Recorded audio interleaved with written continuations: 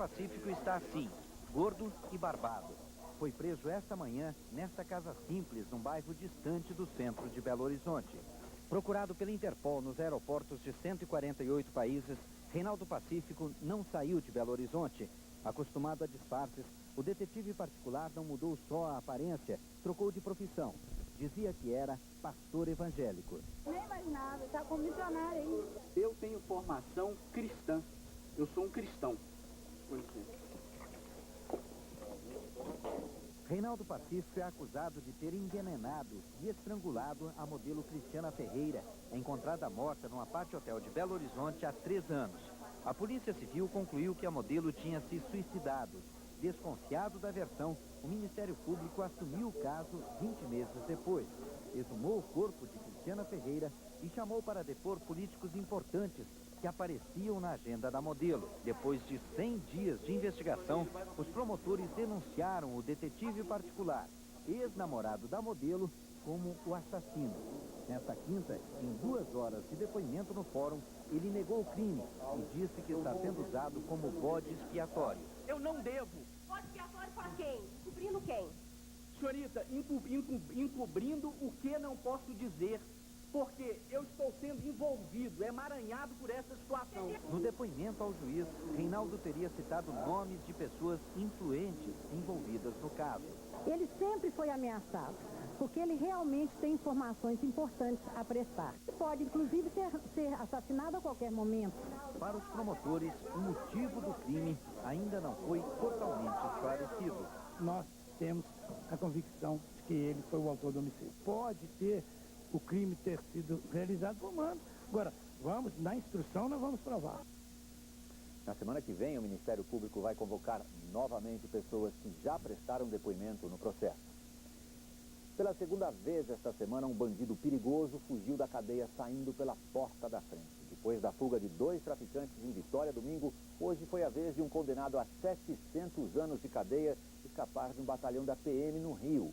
É a mesma carceragem de alta segurança, onde ficou durante um tempo Fernandinho Beiramar. O comandante do batalhão foi exonerado e 13 policiais estão presos, suspeitos de ter facilitado a fuga. O batalhão de choque tem uma única porta de entrada e de saída, que é vigiada 24 horas pelos policiais considerados os mais bem treinados do Rio. Mas foi por esse mesmo portão que Cláudio Roberto Pacheco, o Sussuquinha, conseguiu fugir. Antes, segundo a PM, ele teve que encerrar a grade da cela em que estava. Os policiais de plantão disseram que não viram nada. Sussuquinha, que é paulista, foi condenado pela Justiça do Rio a 720 anos de prisão. O bandido responde por crimes como roubo e sequestros cometidos no estado. O traficante também é suspeito de ser o mandante do assassinato da diretora do presídio de Bangu 1, Sidneia dos Santos de Jesus, morta há 2 anos. Sussuquinha estava isolado no batalhão de choque porque é inimigo de todas as quadrilhas do estado do Rio e está ameaçado de morte. Foi também pela porta da frente que entrou uma convidada, no mínimo, constrangedora. A missionária, que ontem discursou para o presidente Lula em defesa de Fernandinho Beiramar, revelou brechas desconcertantes na segurança presidencial. A Aparecida conta com satisfação como furou a segurança do Palácio do Planalto. Entrou tranquilamente pela porta principal. Foi mais fácil do que imaginava. Fui para saber se ia ter algum problema. E como não houve, colocaram o meu nome, está escrito lá, Rita Aparecida dos Passos, e colocaram o adesivo. Me perguntaram, você é de onde? Eu disse, 7 Lagoas. Mas não me perguntaram mais nada. Então eu pensei, poxa, não tem problema, posso entrar. Já no primeiro andar, no salão nobre do palácio, escolheu um lugar próximo ao presidente. Com alguns passos, ficou a poucos metros de Lula. Diante dos convidados e das câmeras, o presidente deixou a Aparecida falar. Ela criou constrangimento ao defender o traficante Fernandinho Beiramar. Para ele sair de Maceió com uma Bíblia na mão, tem uma história muito grande, a mão do Senhor por trás. Um advogado de Beiramar chegou a divulgar que a missionária era irmã de uma advogada do traficante. Hoje, Aparecida negou o parentesco. O incidente no Planalto revelou a fragilidade no esquema de segurança presidencial. Não na opinião do comando do Palácio, que não vê necessidade de mudar nada. Para o governo, ontem foi um dia especial, daí a tolerância com a Aparecida. Mas uma curiosidade, por questão de segurança, os vidros à prova de bala do gabinete do presidente estão sendo trocados. O presidente Lula embarca amanhã para a Europa se até a volta à reforma do gabinete não ficar pronta, o presidente vai despachar do Palácio da Alvorada. Sobe para 14 o número de vítimas do medicamento Celobar. A Agência Nacional de Vigilância Sanitária registrou a morte de mais um paciente em Goiás, pouco depois dele ter ingerido o remédio contaminado. Um inquérito policial foi aberto para apurar se o medicamento foi vendido mesmo após a proibição. A reportagem é de Fábio Castro. O marido dessa dona de casa passou mal após fazer um exame de raio-x. Morreu 12 horas depois. Celobar. Ele comprou na farmácia, levou para casa e tomou.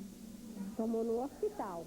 A polícia abriu inquérito e começou a ouvir hoje parentes das vítimas. Intimou também donos de clínicas, hospitais e farmácias para saber se o medicamento foi usado mesmo depois da proibição da vigilância sanitária. Em Feira de Santana, onde 2 pessoas morreram após ingerir Celobar, frascos do remédio foram recolhidos.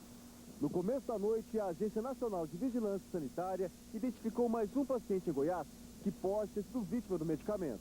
Com isso, o número de mortes suspeitas sobe para 14 em todo o país. Nesta sexta-feira, uma equipe da Anvisa chega a Goiânia para ajudar nos trabalhos de análise das amostras coletadas. O Programa Brasileiro de Combate à AIDS recebeu hoje um dos mais prestigiados prêmios de saúde pública do mundo, o Prêmio Gates da Fundação Bill e Melinda Gates.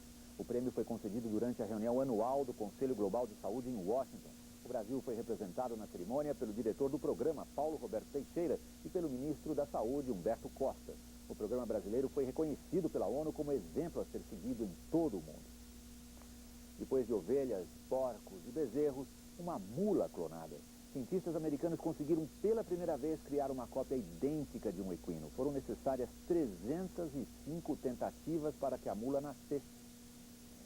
Joia de Idaho é o nome do primeiro clone de um animal estéril e híbrido. A mula é o resultado do cruzamento de jumento com égua ou de cavalo com jumenta. A experiência pode abrir caminho para a clonagem de cavalos. Segundo o professor Gordon Woods, da Universidade de Idaho, o conhecimento adquirido na divisão embrionária dos equinos poderá ajudar a conter a metástase do câncer em seres humanos. Equinos com câncer apresentam taxas de mortalidade mais baixas do que as verificadas em humanos. A seguir, Brasil em números. A soma das riquezas brasileiras diminuiu e o IGPM tem a primeira deflação em 4 anos.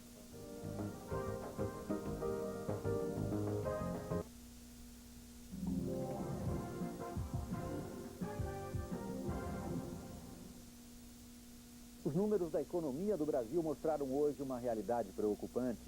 Pela primeira vez em 4 anos, o Índice Geral de Preços de Mercado apresentou deflação.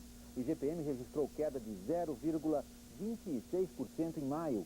O índice tinha ficado em 0,92% no mês anterior. E por causa da política de altos juros e a soma de todas as riquezas produzidas no país, encolheu. Veja na reportagem de Monalisa Perrone. A linha de produção nunca teve tantos lugares vagos. É que com a redução das encomendas, os cortes de pessoal foram inevitáveis. Das 80 costureiras, apenas 55 continuam empregadas. Para voltar a produzir e contratar como antes, o empresário precisaria de crédito, mas os juros altos são um empecilho. Extremamente complicado, porque as empresas, via de regra, já vêm carregando dívidas ou passivos já há algum tempo, tá certo? O custo dessa dívida é altíssimo. Então, basicamente, você trabalha para pagar juros para banco. A crise na confecção de Augusto tem tudo a ver com o que está acontecendo com a economia do país. Ou melhor, com o que não aconteceu. O IBGE divulgou hoje o PIB do primeiro trimestre do ano. Uma queda de 0,1% em relação aos últimos 3 meses do ano passado. O índice, o primeiro do governo Lula, só não foi pior por causa das exportações agrícolas. No comércio, essa estagnação da economia fica bem mais visível. É que os mesmos juros altos que são fundamentais para controlar a inflação espantam o consumidor. E o resultado é esse aqui, loja vazia, apesar das promoções. O cartaz é convidativo, 6 vezes sem juros. Mesmo assim, não vai dar para a Donúzia levar o fogão novo para casa. Se eu parcelar em 6 vezes sem juros, eu não tenho condições de pagar, porque o valor da prestação se torna alto, né? E se eu parcelar em mais vezes, os juros vai ficar muito alto, quase o dobro, né? Então, infelizmente, eu vou ter que esperar mais um pouco. Nós percebemos uma queda em 20% nas vendas em relação aos mesmos períodos do ano passado. E pode ficar pior, é o que diz este economista. Para ele, o governo vai ter que continuar com essa política de juros altos pelo menos até o fim do ano. Seria a única maneira de controlar de vez a inflação para depois pensar em crescimento. As empresas menores, que são as que mais empregam, são mais endividadas, vamos falar assim. E, consequentemente, com essa alta taxa de juros, elas são as vítimas mais prováveis desse ajuste da economia. Ou seja, mais desemprego. Mais desemprego. O desaquecimento da economia não é surpresa, é proposital. E, claro, está registrado na ata da última reunião do Copom, que manteve os juros em 26,5% e foi divulgada hoje. E por que o Banco Central decidiu manter os juros altos e a economia parada? Você vai ver na reportagem de Carla Modena. Em São Bernardo do Campo, em visita a uma montadora, o presidente Luiz Inácio Lula da Silva voltou a pedir calma àqueles que são pessimistas com a economia. Governar é como plantar uma árvore. Você pode estar com fome, mas se você plantou um feijão, você vai ter que esperar 90 dias. Se você plantar um pé de soja, vai esperar de 100, 110 dias. Estamos afinando a orquestra. E logo, logo, o espetáculo de crescimento vai começar a acontecer no nosso querido país. O país tem tudo para voltar a crescer, mas depende de juros baixos que dependem da inflação. Esse recado ficou claro na ata da última reunião do Copom. Os motivos, os reajustes de preços e salários baseados na inflação passada. Para o governo, essa prática faz da inflação uma bola de neve. O ministro da Fazenda defende que os reajustes sejam feitos com base na expectativa futura de aumento do custo de vida, que é bem menor. Tanto o governo como agentes econômicos precisam definitivamente olhar para frente. Porque se nós não olharmos para frente, primeiro que nós vamos nos perder nos erros passados. Segundo, que nós vamos achar que a inflação não tem solução. Economistas do mercado financeiro concordam com o governo. Acham que para frear a inflação é importante olhar para frente. Mas no que se refere a salários, o DIEESE ainda defende a redução das perdas. Para eles, a reposição não teria tanto peso na inflação. Cerca de 54% das categorias do ano passado conseguiram repor a inflação. Provavelmente nesse começo do ano, com a inflação muito mais alta, um percentual menor das categorias estão conseguindo repor a inflação. Então, provavelmente não é isso que está influenciando na inflação.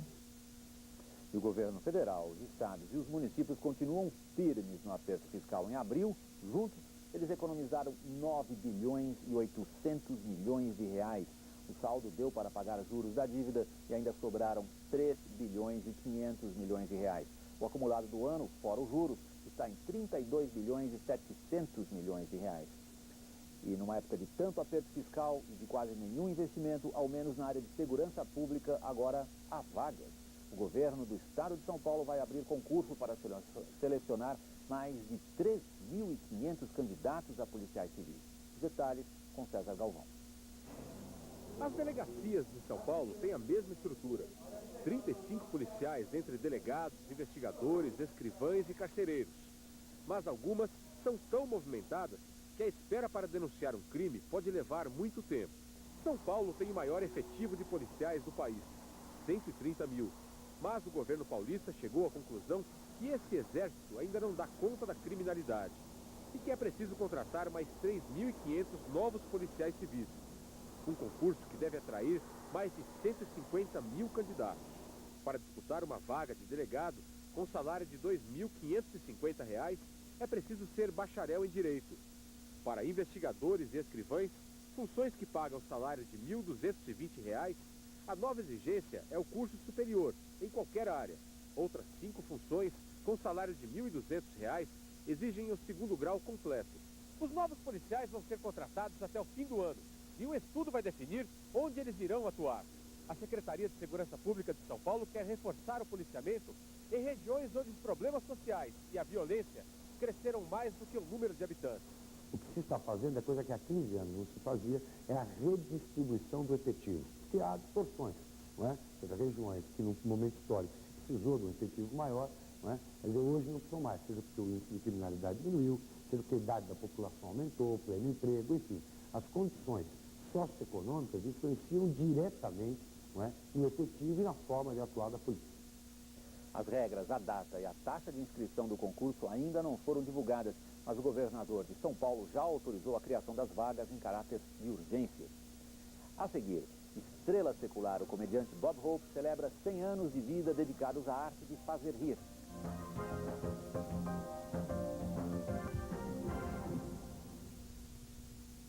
A CPI para investigar a remessa ilegal de 30 bilhões de dólares para o exterior não vai decolar. 12 senadores retiraram as assinaturas do pedido de abertura da comissão. Os bilhões de dólares foram mandados para fora através de contas do tipo CC5 e boa parte do dinheiro foi parar na agência do Banestado em Nova York. O líder do governo, Aloysio Mercadante, argumentou que a Polícia Federal ainda vai investigar mais e que uma CPI agora desviaria a atenção dos senadores da aprovação das reformas propostas pelo governo. E o texto da reforma tributária foi aprovado hoje pela Comissão de Constituição e Justiça da Câmara. Carlos Monforte, parece que tudo caminha do jeito que o governo quer. Olha, William, não diria tanto, mas o governo, como um todo, tem se esforçado para isso. Ganhou finalmente o apoio do PMDB e o suporte dos governadores tucanos, que resolveram defender as reformas via bancada, apenas com um ou outro reparo. Os socialistas também estão a favor. A oposição está basicamente restrita ao PSL, que ainda encontra certa dificuldade para ser contra o governo, e aos rebeldes, que o Palácio do Planalto procura tratar com indiferença. Surgiram novos rebeldes que divulgaram um manifesto bem duro hoje, pedindo o fim da transição e o começo de uma nova política econômica. É verdade, o manifesto que eles tornaram público foi tratado com desprezo pelos líderes do governo. Dizem que o que esses novos rebeldes querem, o governo também quer. Está lutando para isso, só que com responsabilidade e pouca pressa. Na verdade, o interesse maior do governo é ampliar a base política e isolar quem é contra. Bom, tem gente que não pode ser considerada rebelde do PT. Por exemplo, CNBB ou a Fiesp, e eles também criticam severamente a política econômica e as reformas. O governo está achando isso tudo muito natural. Acredita que todos têm direito de defender seus interesses agora e na hora em que as reformas estiverem sendo discutidas no Congresso. Se está sendo relativamente fácil aprovar a reforma tributária, com a da Previdência, não deve ser assim. É por isso que o governo está azeitando as últimas peças do seu rolo compressor. William. Obrigado, Monforte. Os americanos adoram inventar novas modas e estrelas, mas quando se trata de dar risada, eles parecem conhecer só o nome, Bob Hope. O comediante fez hoje 100 anos de idade, dos quais 75 dedicados a uma das principais indústrias americanas, a do entretenimento. Não é à toa que ele foi celebrado hoje como uma espécie de herói nacional. É o que mostra de Washington o correspondente Luiz Fernando Silva Pinto. Certa vez, Bob Hope disse que não mudaria um único dia em sua vida. Também pudera. Nascido na Inglaterra em 1903, ele veio para os Estados Unidos com a família aos 4 anos de idade e acabou se tornando a primeira das grandes estrelas cômicas americanas. Ok. Com um humor afiado, ele começou no rádio e no teatro de revista, e foi o precursor das frases de efeito e do monólogo cômico.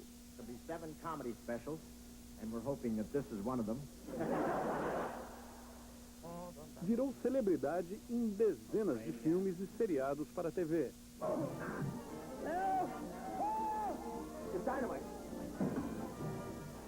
Para os americanos, ninguém sabia fazer rir como Bob Hope.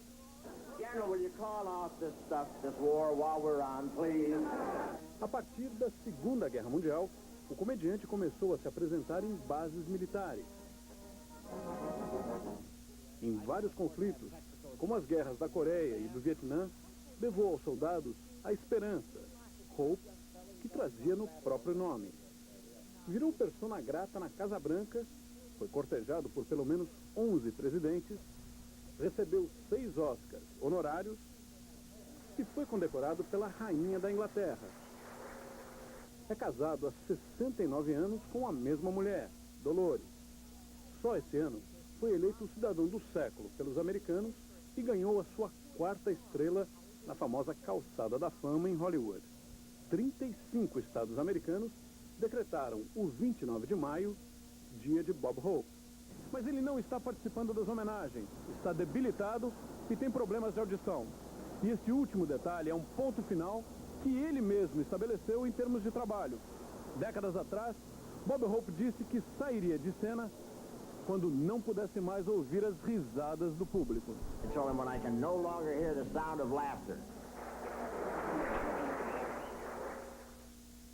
Segundo a mulher de Bob Hope, o aniversário dele foi celebrado em casa com um bolo com 100 velhinhas e um bombeiro de plantão para qualquer eventualidade.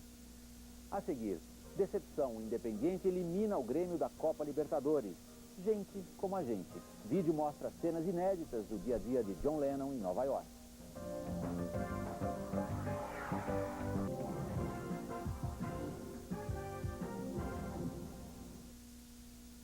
Gustavo Kuerten jogou hoje como nos velhos tempos. O tricampeão do Aberto da França passou facilmente pelo marroquino Hicham Arazi e se classificou para a terceira fase do torneio.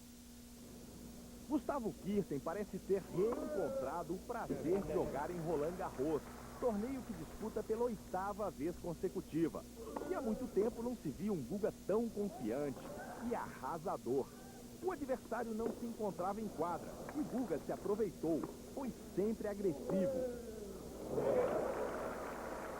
E não deu nenhuma chance para o atordoado marroquino Hicham Arazi, fechando o jogo em apenas 1 hora e 22 minutos. 3 sets a 0, parciais de 6-1, 6-0 e 6-1. O público delirou. Como profissional, Guga entrou na quadra de Roland Garros hoje pela 35ª vez. Saiu com a 31ª vitória. O próximo adversário de Guga será o argentino Gaston Gaudio, que venceu os 2 últimos confrontos com o brasileiro. Também pela 3ª rodada de Roland Garros, Flávio Sareta joga nesta sexta-feira contra o espanhol Galo Blanco. Futebol. O Grêmio está fora da Libertadores. Acabou agora há pouco em Medellín, Colômbia, o jogo Independiente 2, Grêmio 1. Veja os gols. O goleiro Danley falha e perna completa para o gol. 1-0 Independiente. 2 minutos depois, Anderson Lima cobra a falta no canto e empata. 1-1. No último minuto de jogo, Vasquez faz o gol da vitória do Independiente. 2-1, Grêmio eliminado.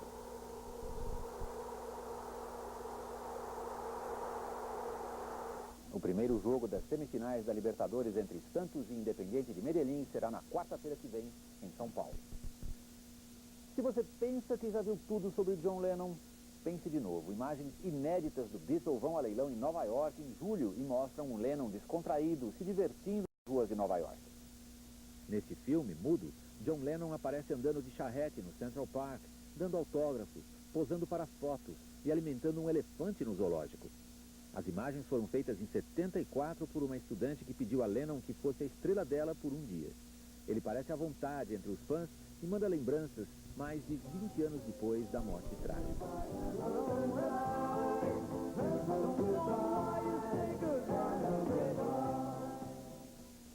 O filme de 45 minutos foi feito na época em que Lennon atravessava uma fase ruim do casamento com Yoko Ono. O colecionador que o comprou há 10 anos vai agora leiloá-lo na Christie's de Nova York.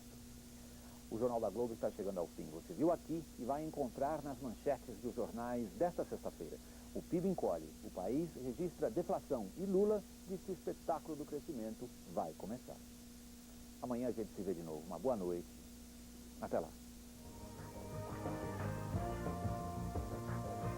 TV Globo, Minas. Assista agora, Programa do Jô.